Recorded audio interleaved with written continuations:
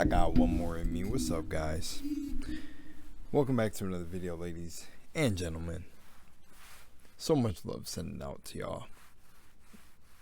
This is Hell Is Us official narrative game overview. So I've seen the trailer before, and I think, let me see when it was so I can see if my mind pulls out the folder. Yeah, it was a teaser, and the cover I have on it was a girl having a gun aimed. Well, wait, I don't actually know if that's the cover. I have to go to the trailer. It was a girl aiming a gun at a guy. Yeah. Okay, yeah. But I think there wasn't more elaboration on what it was because it was just a teaser. So that's all. That's honestly really all I was pulling it up for. I was like, it was a teaser or an announcement that I've seen, so there wasn't a lot. But okay. Anyways, the creative director of Hell Is Us, Jonathan Jacob Belliat or Beltete. I don't know how to say his name. Walks us through 3 narrative layers of the upcoming third-person action-adventure game that combines intense melee combat with the thrill of exploration. Let's check it out. I was waiting to see what this was about because I think this is one of the games that I would add to my list that is going to make 2023 or late 2022 into 2023 a good year for gaming. So yeah, let's hop in. As always, take destiny into your own hands. I'm serious. Your destiny. Take it in your own hands. Your life is yours. Power is in you, my friend, and let's go.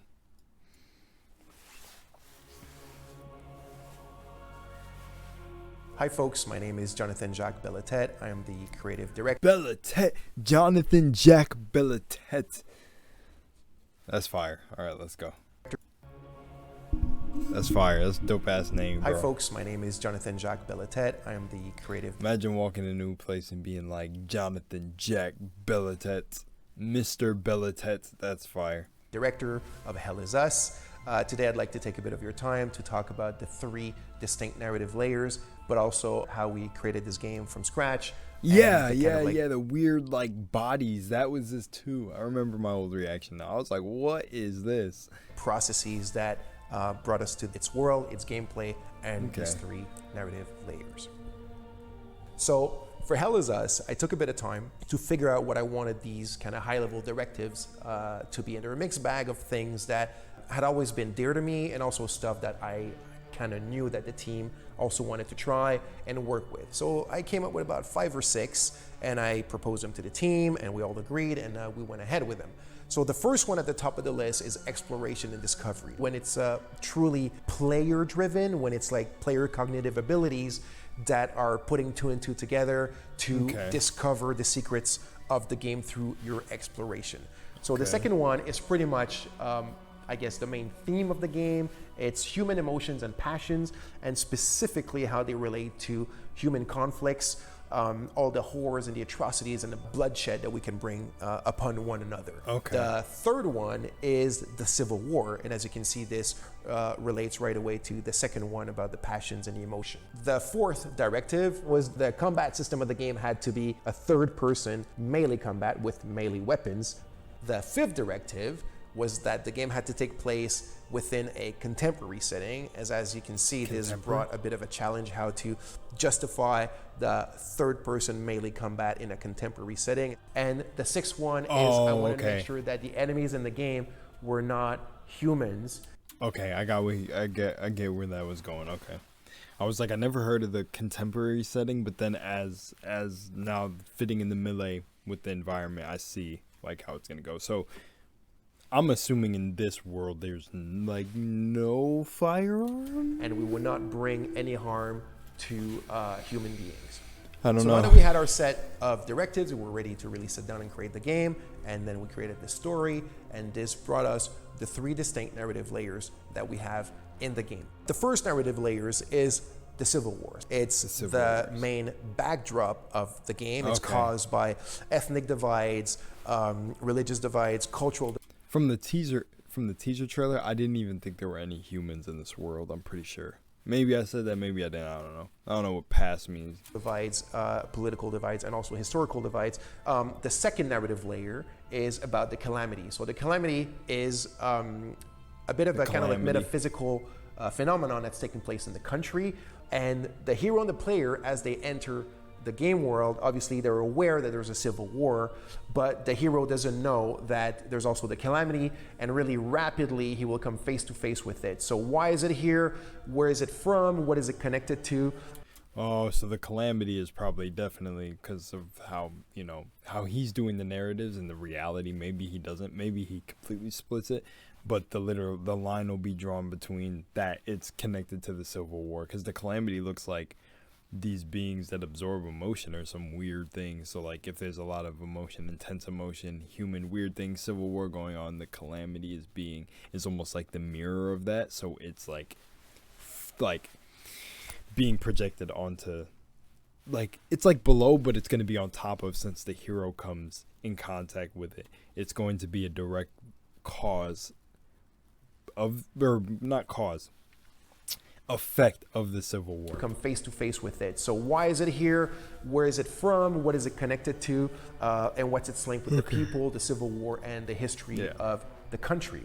Okay. The third narrative layer is the family. So this is something that's really dear to me, and mostly when we look. Dude's got sacred geometry. So many different tattoos on, bro. He looks like he got dope tattoos, bro. At it through.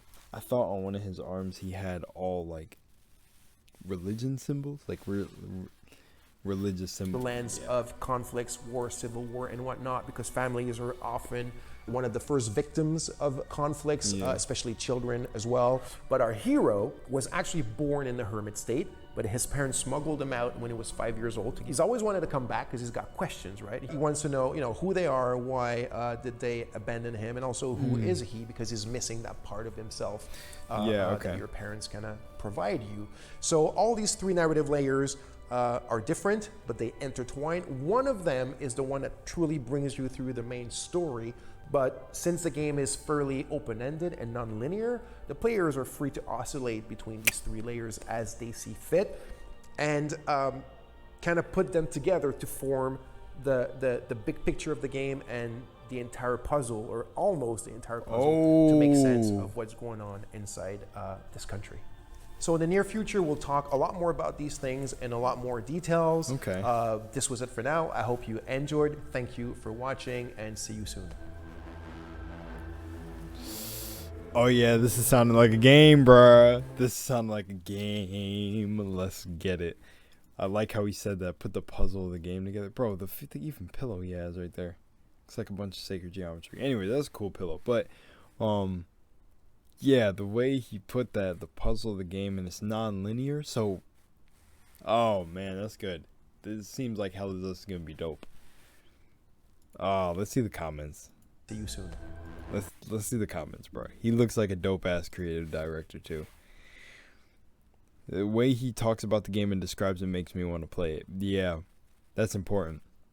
That's how they get you. Don't be a sucker. No offense, we've seen that a million times. Hold your bias view.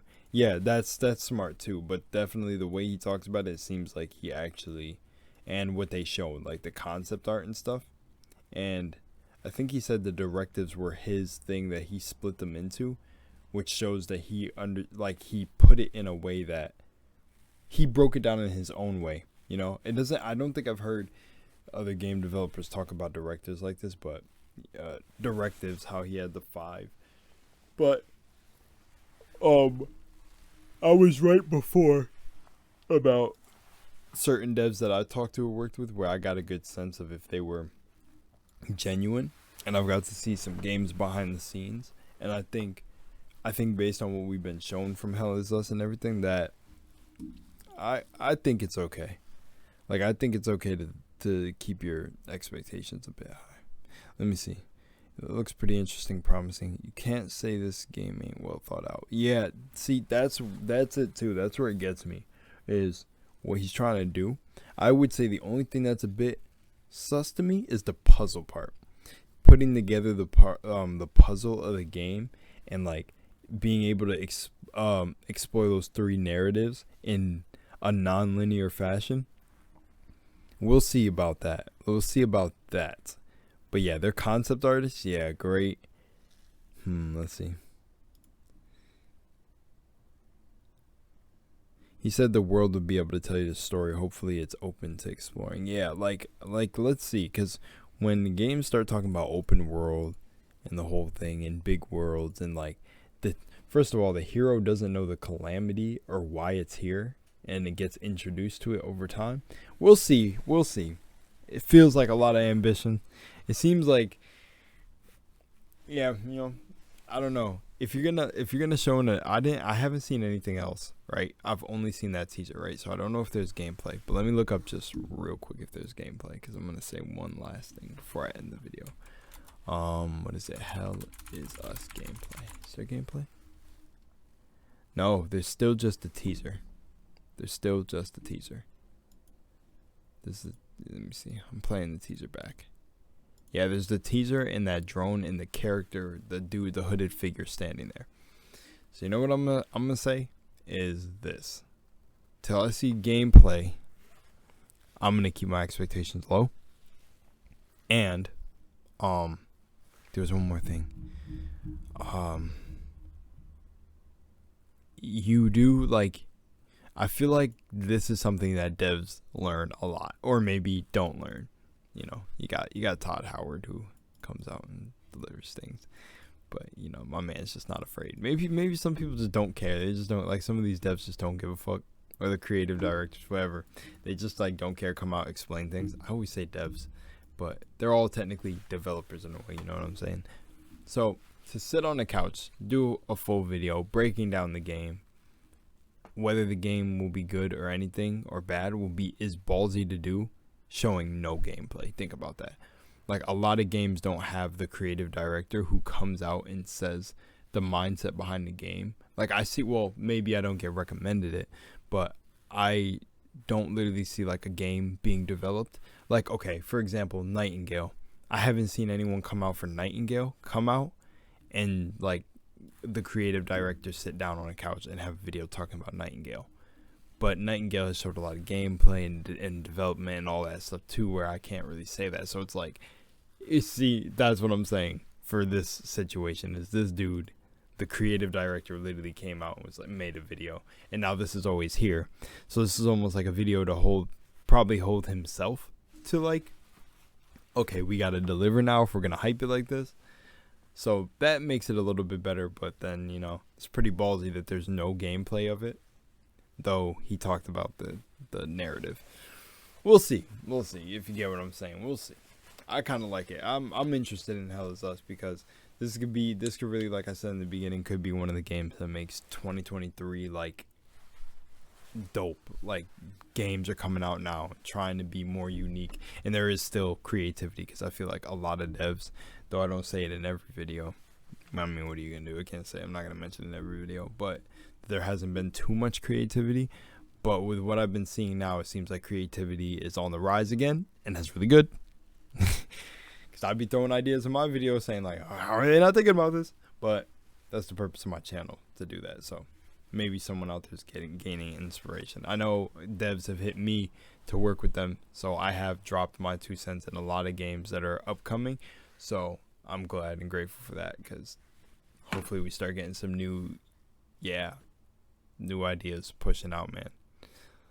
All it takes is an open mind and the people willing to put the work forward and a unified vision. All right, I'm out of here. Much love, Moonlight. Peace.